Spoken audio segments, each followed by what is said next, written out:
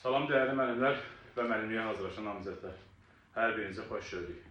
Bugün kurikulumla qısaca bir izah yerləşdirmiş olacağım. Hansı ki, əslində qısaca bir mövzu deyil.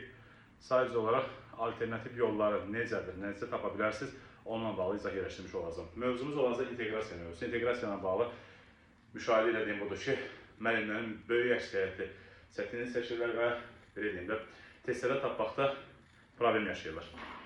Yoldaşlar, inteqrasiyada birinci əsas məsələ, xüsusən fənüsü inteqrasiyanı yoldaşlar tapa bilmirlər ki, fənüsü inteqrasiya necə olur? Fənüsü inteqrasiya.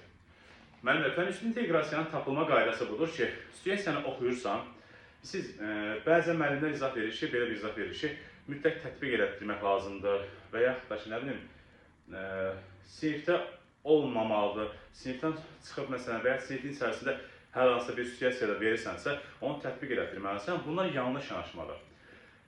İnteqrasiyanı müəllim aparır. Baxın, müəllimin fəaliyyəti zamanı şagird öyrəndiyi məlumatı sinifdən çıxandan sonra tətbiq edə biləcəksə, sinifdən çıxandan sonra həmin situasiya ilə qarşılaşa biləcəksə, demək, fənüsü inteqrasiya hesab olunacaq. Məsələn, baxın, səhv eləmirəmsə, tayimin testindədir, səhv eləmirəmsə, düzgün xatırlayıramsa, belə bir situasiya verir. Deyir ki, müəllim uşaqlara deyir ki, payız fəslində yarpaqların tökülməsini müşahidə edibsiniz. İndi, belə deyil, müdavim fikirləşir ki, yarpaqların tökülməsi təbiətdir, çölə çıxmış oluram. Yəni, təbiətdə bunu görmüşəm, sinifdən kənara çıxmış oldum. Bunu götürən fənüsü inteqrasiya. Baxın, müəllim, o situasiyanı sən tətbiq edib yekunlaşdırandan sonra sinifdən şagird çölə çıxanda həmin şeylə qarşılaşa biləcəksə, sən fənüsü inteqrasiya götürəcəksən. Artıq şagird həmin situasiya ilə qarşılaşıb da, yəni sinifdə sən şagirdən hansı həyat bacarığı formalaşdırdın ki, şagird sinifdən çıxıb həmin ondan qarşılaşmış olsun. Yəni dediyim kimi, bax, fikrimin özəyi bundan ibarətdir ki, sənin verdiyin situasiyada, sənin dərs müddətində apardığın fəaliyyət şagirdə elə bir bacarıqlar qazandırmalıdır ki, ona görə fənüsü inteqrasiya həyatı bacarıqlar hesab olunur. Elə bir bacarıq qazandırmalıdır ki, şagird sinifdən çölə çıxıb onu görə bilsin, onu tətbiq edə bilsin. Eləyə bilmirsə, fənüsü inteqrasiya götürməyəcəksən.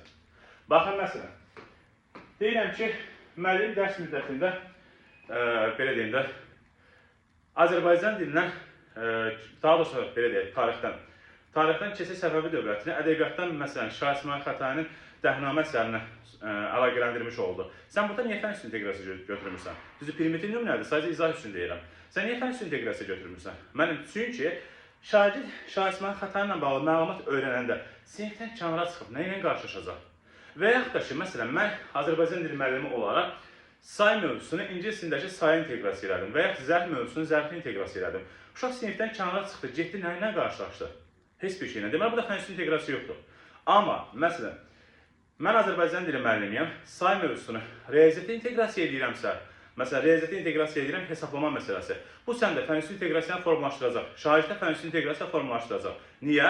Çünki Azərbaycan dili müəllimi say mövzusunu öyrənir, riyaziyyatla əlaqələndirir. Uşaq sinifdən çıxır, deyir ki, biz hesablamanı nəyə görə bilməliyik? Say əşyanın miqdarını və sırasını bildirir. Riyaziyyata gedir, deyir ki, hesablamanı nəyə görə bilməliyik? Sabahsı gün satıcı məni aldatmasın deyə və yaxud da ki, hesab-kitab məsələlərində aldanmayın deyə mən bunu öyrənmiş olaram.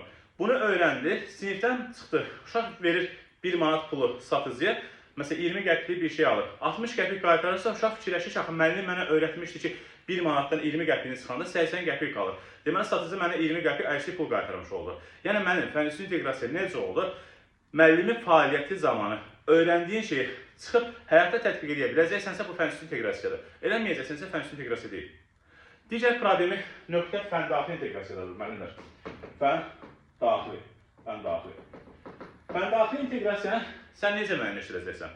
Bax, müəllim, fəndaxili inteqrasiyanın 2 dənə növü var. Şaquli və üfüqi, elə deyilmi?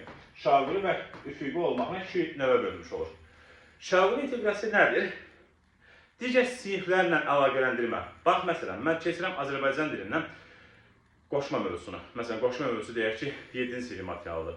Mən geri qayıdıram 5-ci sinifin materialı olaraq, məsələn, isim mövzusundan əlaqələndirmiş olaramsa, sən bunu fəndaxili inteqrasiya götürə bilərsən. Niyə? Çünki şaquli inteqrasiyadır.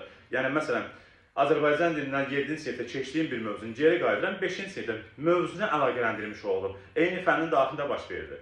Yəni, bax, müəllimlərin əksəriyyətində çaşdıran məqam bilirsiniz nədir? Elə bilir ki, hər hansı bir fənlə bağlı situasiya verilirsə, orada mütləq fən daxili inteqrasiya var. Müəllim, yoxdur. Sən necə müəyyənləşdirəcəksən? Situasiyanı oxuyursan, əvvəlki sinifə getmədin ki? Yox. Və yaxud da ki, məzmun xəttlərinin əlaqəsini qurmadın. Məsələn, mən Azərbaycan dili müəllimiyəm. Azərbaycan dilində 4-cü məzmun xətti, yəni dil qaydasından, məsələn, götürək ki, 1-ci məzmun xətti 2 və ya 3, yəni dinləyib anlamaq, oxu və yazı. Bunlarla əlaqələndirmədimsə, deməli, fən daxili inteqrasiyadan istifadə eləmədim. Bax, məsələn, isim mövzusunu keçirəm Azərbaycan dilindən. Adıq və gəliş halın oxşar və fərqli xüsusiyyətlərini müəyyənləşdirirəm. Burada fən daxili inteqrasiya yoxdur. Niyə? Çünki adıq və gəliş hal eyni sinifdə keçirilir. Məsələn, atıram, 5-ci sinifdə keçirilir və ya 7-ci sinifdə keçirilir. Geriyə qayıtmadın ki, başqa sinifə? Yox. Plus da, niyə fən daxili inteqrasiya götürəcəm? Mənim, daha doğrusu götürməyəcəksə. Şaqili inteqrasiya yoxdur, başqa sinifə getmədin. Üfüqi inteqrasiya da yoxdur. Yəni, adıq və gəliş halının fərqləndirilməsi nədir? Dil qaydası, elə deyil. Sən o dil qaydasını oxu, yazı, dinləyib anlamaq, bu məzmun xəttlərin əlaqəsini qurduğun yoxdur. Deməli, fən daxili inteqrasiya da yoxdur. Aydındır müəllim, bax, bu iki məqamla sən rahat şəkildə inteqrasiyanın qəbulda düz yaza biləcəksən.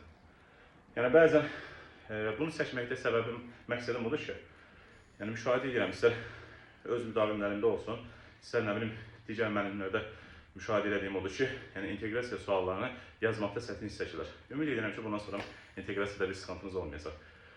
Və bundan sonra yəni fən daxilini bildin, fən üstünü bildin, dahi fənlər arasında problemi bir şey deyil.